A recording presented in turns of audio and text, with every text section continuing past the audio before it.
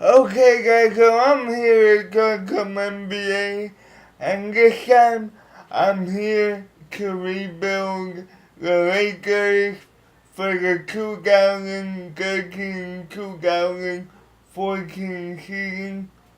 One of my subscribers asked me to do this, so I'm going ahead and doing it. Now, let's go over the parameters again. I'm gonna try to build this as realistically as possible.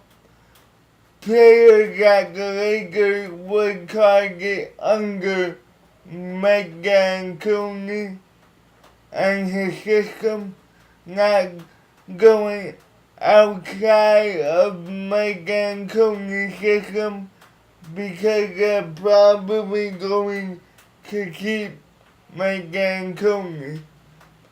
So now, let's go ahead and rebuild the Lakers. The first transaction I'm going to make in rebuilding the Lakers is trading Pau Gasol to the Toronto Raptors for Andrea Bargnani and DeMar DeRozan. And here's why. We all know Pau Gasol didn't fit Mike D'Antoni's system. He's more of a back-to-the-basket player. Mike D'Antoni likes his big guys to play face-up basketball and stretch the floor. He doesn't work well with big guys who stay in the low post and block the low post because he likes players to cut. And the reason why I chose Andrea Bargnani and DeMar DeRozan was because Andrea Bargnani is a big who can stretch the floor and shoot the three. Andrea Bargnani last year in 35 games due to injury averaged 12.7 points per game with 3.7 rebounds, and he shot 30.9% from three. For his career, Andrea Bargnani averages 15.2 points per game with 4.8 rebounds, and he shoots 36.1% from three. I believe if the Lakers add him, he could stretch the floor, bring the big out, and shoot the three well for the Lakers, and he'll fit well under Mike D'Antoni's system. Now, the reason why I added DeMar DeRozan was because Masai Ujiri, the GM for the Toronto Raptors, doesn't want to keep DeMar DeRozan, according to reports. And I think DeMar DeRozan would be a good fit for the Lakers while Kobe rehabs and when he comes back. DeMar DeRozan last year averaged 18.1 points per game with 2.5 assists and 3.9 rebounds. For his career, he's averaging 15.2 points per game, 1.8 assists, and 3.5 rebounds. And like I said, he's a good athletic guard who likes to cut and likes to attack the basket. I think the Lakers need somebody like that to potentially substitute for Kobe while he rehabs. And when Kobe comes back, you could bring him off the bench and he could give you some instant scoring ability. Now, the second move I'll do is Amnesty Metta World Peace. In my opinion, while Metta World Peace can shoot the three, he just costs too much money for an average player. His salary next year is basically $8 million, and I just think that's too much for Metta World Peace. So I'll amnesty him, save that money up for possibly a signing trade with Dwight Howard. And speaking of the next move, it is a signing trade with Dwight Howard to Houston for Omer Asik,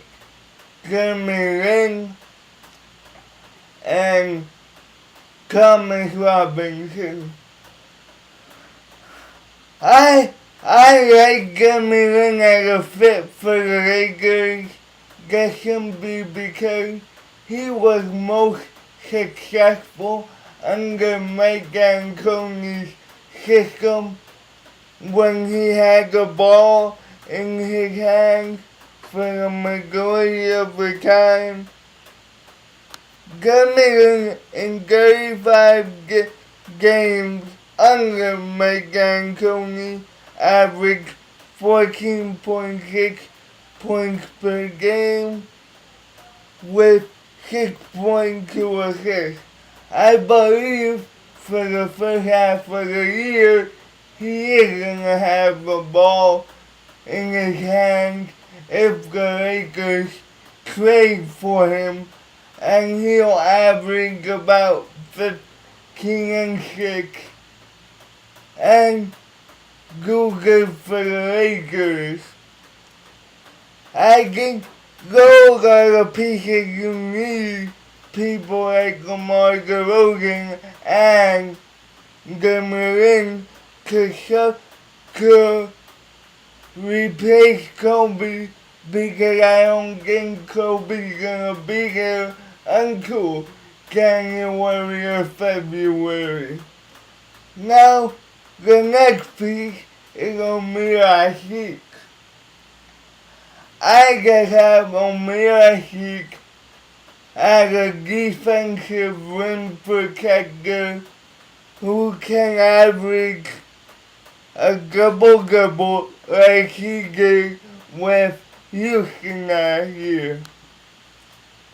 Omer Asik last year averaged 10.1 points per game with 11.7 rebounds.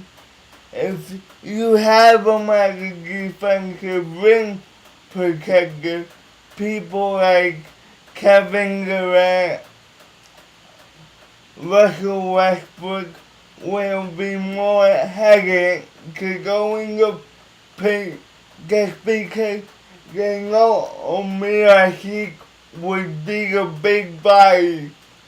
And on the plus side, he can rebound the ball and start the fast break. On the offensive end, I just have him there for offensive rebounds and tippings. The last piece in my rebuilding of the Lakers, because you can't really do anything else with this roster, is Thomas Robinson. Now, I'll admit I'm a big fan of Thomas Robinson. I think if you give him time, he could average a double-double. It's just that he didn't get the playing time in Houston or Sacramento. In Sacramento, his rookie year, with 15 minutes a game, he averaged 4.8 points per game with 4.5 rebounds. I think if you give him like 20 or 25, he could maybe average 8 and 8 and will be a solid piece off the bench.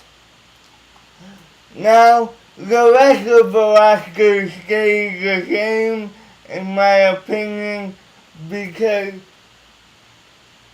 nobody wants the rest of the roster from the Lakers. Steve Nash is damaged good at this point, and the rest of the roster is too. So that's all I could do for this roster. Peace.